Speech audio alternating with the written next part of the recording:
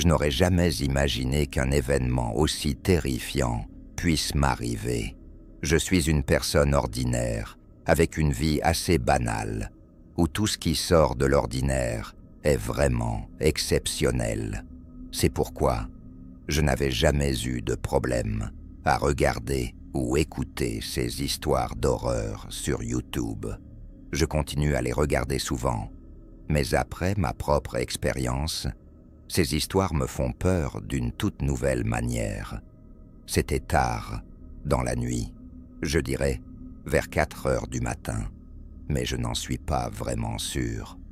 Tout le monde dormait chez moi, ma mère et mes 2 grands-parents. Depuis environ 2 mois, nous avions au moins un gros orage par semaine, et il se trouve que celui-ci avait décidé de commencer plus tôt ce soir-là. J'ai toujours apprécié un bon orage, surtout la nuit quand on peut s'asseoir près de la fenêtre et regarder les éclairs. Mais le vent m'a toujours un peu effrayé, peut-être parce qu'il peut être doux ou assourdissant et passer de l'un à l'autre presque instantanément. Cette nuit-là, l'orage était l'un des pires que nous ayons eus depuis longtemps.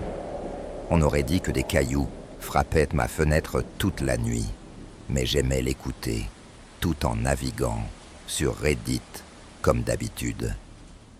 Soudain, l'électricité s'est coupée en un clin d'œil. C'était un peu flippant, mais ça ne me dérangeait pas vraiment, car j'avais ma 4G et une charge décente sur mon portable, alors j'ai continué à naviguer. Au bout d'un moment, j'ai commencé à fatiguer, alors j'ai décidé d'éteindre mon téléphone et d'aller dormir. Je l'ai posé sur la table de chevet, à côté de moi, et me suis retourné pour m'endormir. Je suppose que je me suis assoupi peu après, car je ne me souviens de rien entre le bruit de la pluie martelant ma fenêtre et le silence inquiétant d'un vent doux à l'extérieur. J'ai supposé que la pluie s'était arrêtée pendant que je dormais. Je me suis retourné pour être plus confortable, car j'avais mal aux côtés, et j'ai alors réalisé à quel point j'avais soif. J'ai essayé de me rendormir pendant quelques minutes, mais ça n'a pas marché. J'avais la bouche trop sèche. Je me suis levé, j'ai pris mon téléphone et allumé la lampe torche pour avoir une source de lumière jusqu'à la cuisine, prendre un verre d'eau et retourner me coucher. En ouvrant la porte de ma chambre, j'ai reçu un coup de froid en plein visage. Il gelait dans le salon. J'ai vite enfilé un pull et continué vers la cuisine. En m'approchant, j'entendais le vent devenir plus fort et la température baisser. Je suis entré dans la cuisine. J'ai pris un verre dans le placard et j'ai commencé à le remplir d'eau du robinet. J'ai jeté un coup d'œil rapide autour de la cuisine et j'ai remarqué quelque chose d'étrange. La porte-fenêtre de la terrasse était ouverte. Naturellement, ça m'a intrigué et un peu effrayé, me demandant comment cela avait pu arriver. J'ai fini par me raisonner en me disant que mon grand-père avait dû la laisser ouverte plus tôt dans la soirée et l'avait simplement oubliée. Je me suis approché de la porte coulissante. J'ai jeté un coup d'œil par-dessus mon épaule, par paranoïa, puis je l'ai fermée et verrouillée. J'ai marché rapidement jusqu'à ma chambre, juste au cas où. J'ai ouvert ma porte, l'ai refermée derrière moi, puis je me suis recouché, mon verre d'eau sur ma table de chevet et ma lampe torche toujours à la main. J'ai réussi à me calmer un peu, suffisamment pour éteindre la lampe torche et essayer de dormir. Mais quelque chose en moi ne me laissait pas oublier la possibilité qu'il y ait quelqu'un dans la maison. Je me suis relevé, j'ai poussé la chaise de mon bureau contre la porte pour empêcher quelqu'un d'entrer. Puis j'ai vérifié le placard, juste au cas où. Je me suis recouché et j'ai gardé ma lampe torche allumée, comme une sorte de veilleuse cette fois-ci. C'est alors que s'est produit l'événement le plus terrifiant de ma vie. J'ai senti un léger choc venir de sous mon lit, accompagné d'un grincement des ressorts. J'ai alors réalisé que je n'avais pas vérifié sous mon lit. Comme un idiot, j'ai eu l'impression que j'allais vomir. Je me suis penché sur le côté du lit et j'ai regardé en dessous. J'ai vu le spectacle effrayant d'une femme extrêmement maigre, malsaine, avec des yeux injectés de sang et des dents jaunes qui me fixaient. Elle souriait d'un sourire monstrueux que je n'arrive toujours pas à oublier.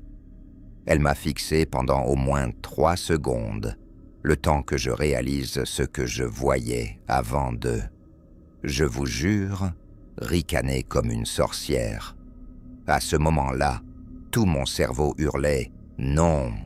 et j'ai bondi hors de mon lit, vers la porte. J'ai déplacé la chaise, aussi vite que possible, et j'ai sprinté dans le couloir jusqu'à la chambre de mes grands-parents. J'ai frappé à la porte, aussi fort que je pouvais en appelant mon grand-père. Il est sorti en quelques secondes, un pistolet à la main, quelque chose dont il n'avait jamais même mentionné la présence dans la maison. Nous avons couru jusqu'à ma chambre, lui devant, ma grand-mère et moi derrière, et nous avons juste eu le temps d'apercevoir une silhouette blanche s'enfuyant de la fenêtre de ma chambre. Mon grand-père a tiré un coup, probablement en guise d'avertissement pour lui dire de ne jamais revenir. Nous n'avons pas fini par appeler la police, car nous avons pensé qu'il ne pourrait rien faire, puisque nous n'avons pas de caméra de sécurité et que nous n'avons aucune idée de qui elle était. Je suppose seulement que cette femme était dangereusement malade et avait vu la lumière de ma chambre allumée avant la coupure de courant. Je n'ai aucune idée de ses intentions, ou même si elle savait ce qu'elle faisait. Nous faisons installer des verrous sur les fenêtres et les portes de la maison la semaine prochaine, juste par sécurité.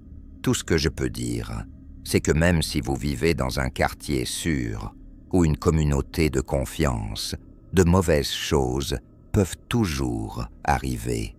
Et il faut toujours prendre des précautions contre de telles choses.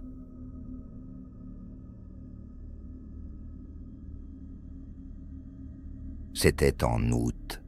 Ma copine Cass et moi sommes partis dans l'État de New York pour un petit week-end, dans le mobile home rustique de ma famille. Il a l'eau courante, l'électricité et des toilettes, donc on appelle ça du camping de luxe. La maison est très petite, environ 55 mètres carrés, avec une chambre, un canapé-lit dans le salon, une salle de bain et une toute petite cuisine. Malgré son emplacement isolé, il y a beaucoup à faire, notamment du tir à l'arc, du motocross et du tout-terrain. Nous avions tout un petit programme prévu pour le week-end. Vendredi, on a surtout déballé nos affaires, on est allé manger dehors, on a fait les courses, puis on s'est détendu. Samedi, on a fait la plupart des activités que je viens de mentionner jusqu'à ce que le ciel devienne vraiment nuageux, comme des nuages d'orage. On pouvait aussi sentir dans l'air qu'une grosse tempête se préparait. Alors on a rangé tout ce qu'on avait sorti dans la dépendance. On a mis un film dans le lecteur DVD pendant qu'on préparait le dîner. À un moment donné, pendant qu'on mangeait, on a entendu le bruit soudain d'une pluie torrentielle sur le toit de la maison. Peu après, il y a eu de violents coups de tonnerre avec des éclairs presque directement au-dessus de nous. On voulait tous les deux aller s'asseoir dehors pour en profiter tout en mangeant. On s'est installé sur la terrasse sous l'auvent, avec une vue incroyable sur le ciel. De longs éclairs illuminaient constamment le ciel sombre, le tonnerre grondant presque instantanément après les éclairs. On était en plein cœur de l'orage. Et puis on a entendu quelque chose dans les bois. C'était une voix forte qui semblait appeler quelque chose, mais c'était totalement incompréhensible. L'endroit est vraiment isolé, comme je l'ai dit. Entendre d'autres voix à proximité aurait déjà déclenché des alarmes dans des conditions normales. Mais pendant un orage comme celui-ci, c'était extrêmement inquiétant. On devait supposer que c'était un randonneur perdu, ou quelque chose comme ça.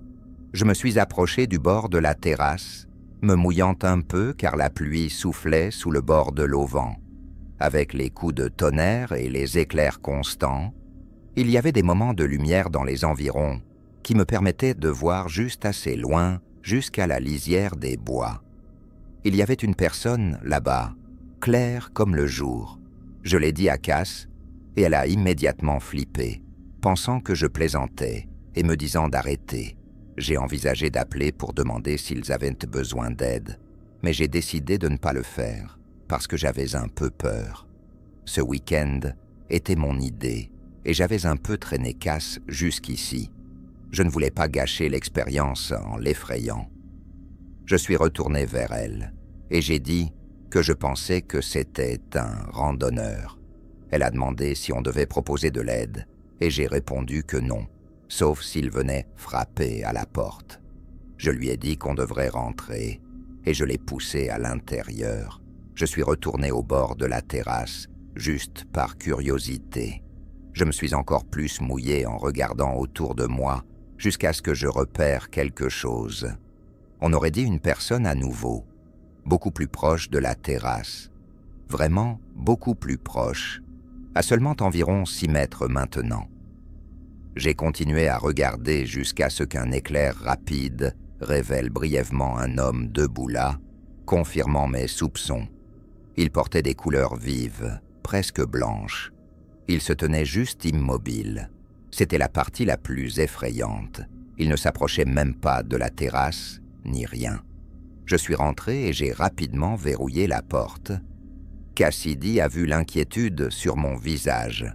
J'ai senti mon cœur s'emballer et j'ai presque eu la nausée. Je suis sûr que j'ai presque bégayé en disant « Je ne sais pas qui c'est ». Et puis j'ai vu l'inquiétude dans les yeux de Cass s'aggraver. J'ai fait de mon mieux pour la calmer, lui disant de s'attendre à ce que quelqu'un frappe à la porte pour demander de l'aide. J'ai dit qu'ils avaient probablement juste besoin d'un abri contre l'orage. Je vous le dis, ça a été les 5 minutes les plus longues de ma vie. Juste assis à écouter la pluie battante et le tonnerre dehors, avant qu'on entende et sente des pas sur la terrasse, même par-dessus le bruit de l'orage. La maison n'a pas de sonnette, donc on s'attendait à ce qu'on frappe à la porte, mais à la place, il y a eu ce bruit bizarre de frottement de l'autre côté, de l'unique porte en bois. On aurait dit des tentatives pour l'ouvrir. C'est à ce moment-là que l'inquiétude que je ressentais a atteint son paroxysme. Je crois que j'ai eu une montée d'adrénaline à ce moment-là. Cass était déjà dans la chambre, cachée, et elle m'appelait doucement pour que je vienne. Les bruits à la porte se sont arrêtés, mais il n'y a jamais eu un seul coup. Je suis allé dans la chambre et j'ai dit à Cass de rester silencieuse pendant que je retournais dans le salon 1 seconde. Je voulais regarder par la fenêtre. Je suis retourné dans le salon et j'ai éteint la lampe. J'ai pris 1 seconde pour juste respirer avant d'ouvrir brusquement le rideau. J'ai regardé par la fenêtre et j'ai vu la silhouette blanche de l'homme qui s'enfuyait de la fenêtre et disparaissait rapidement. Je ne savais pas ce qui se passait. J'espérais qu'ils étaient partis pour de bon. Pour être sûr, je suis allé à la fenêtre de la cuisine et j'ai regardé dehors. Celle-ci n'avait ni rideau ni store. Je me suis rendu compte à mi-chemin de la fenêtre qu'il y avait un visage de l'autre côté. Je pouvais le voir même à travers le flou créé par la pluie sur la vitre. J'ai crié à plein poumon « Hé, allez-vous-en !» en essayant d'avoir l'air effrayant. Ils n'ont pas bougé. Maintenant, quand je dis ça, je sais que ça semble incroyablement cliché, mais on n'a pas de réseau dans la maison et la réception des téléphones portables est très aléatoire. Pendant un orage comme celui-ci, il n'y avait aucune réception pour aucun de nous deux. Il y avait cependant le fusil de mon père sous le lit dans la chambre. J'ai quitté la cuisine et je me suis précipité dans la chambre où Cass était assise sur le lit, les nerfs à vif. J'ai attrapé le fusil sous le lit, dans son étui puisqu'on ne l'avait pas encore sorti. Il y avait heureusement déjà un chargeur plein dedans, alors je l'ai inséré dans le fusil. Faire ça devant Cass signifiait évidemment que je ne minimisais plus ce qui se passait. Mais ça n'avait plus d'importance, parce qu'il y a eu soudain un coup à la fenêtre de la chambre. Quelque chose avait été lancé, ou quelqu'un avait carrément frappé dessus avec sa main. Et puis une seconde plus tard, il y a eu un coup venant d'une autre fenêtre dans le salon ou la cuisine. Il y avait plus d'une personne. Ça allait trop loin à ce stade. J'ai dit à Cassidy d'attendre dans la chambre. Je suis allé à la porte d'entrée et je me suis positionné pour être prêt à potentiellement tirer sur quiconque serait de l'autre côté de la porte s'il me fonçait dessus. J'ai silencieusement déverrouillé la porte et quand j'ai été assez proche pour être mentalement prêt, j'ai brusquement ouvert la porte et levé mon fusil en le pointant vers la porte. Il n'y avait personne, alors je me suis précipité dehors, l'adrénaline contrôlant mes actions, et j'ai rapidement pivoté pour m'assurer que personne n'était sur la terrasse. Puis je suis allé vers l'escalier et j'ai regardé en bas. Il y avait ce gars aux vêtements de couleur vive qui se tenait là où il était avant, devant la fenêtre, apparemment en train d'essayer d'avoir l'air effrayant. Il m'a regardé. Il savait déjà que j'étais dehors, mais je doute qu'il savait que j'avais un fusil. J'ai tiré en l'air et j'ai entendu le gars crier d'une voix grave « Oh merde !» en s'enfuyant dans l'obscurité. J'ai entendu au moins 2 voix qui s'éloignaient, probablement en train de communiquer d'entre eux, et puis il n'y a plus eu que le bruit de l'orage. Je ne sais pas combien de personnes il y avait dehors, au moins 2, peut-être même 3. Ça aurait pu être des adolescents qui faisaient une blague stupide, ou ça aurait pu être des gens vraiment dérangés qui essayaient de nous faire peur et de s'introduire. Mais je ne plaisante pas avec ce genre de choses. Si quelqu'un était monté sur cette terrasse pendant que j'étais dehors, je l'aurais abattu. Il n'était pas là pour chercher de l'aide, c'est une certitude à 100%. Le lendemain était dimanche, alors on a fait nos bagages et on est parti. Il n'y avait aucun signe que quoi que ce soit ait été fait à ma voiture ou à la maison, ni rien d'autre de la nuit précédente. J'ai pris soin de tout verrouiller et de ramener tout ce qui avait une valeur particulière cette fois-ci. De toutes les années où ma famille a possédé cet endroit, c'était la seule rencontre de ce genre que l'un d'entre nous ait jamais eue. Ça m'a vraiment laissé un mauvais goût dans la bouche à propos de cet endroit et du fait d'être dans un lieu isolé. J'y suis retourné quelquefois depuis avec ma famille, mais je n'irai jamais, jamais seul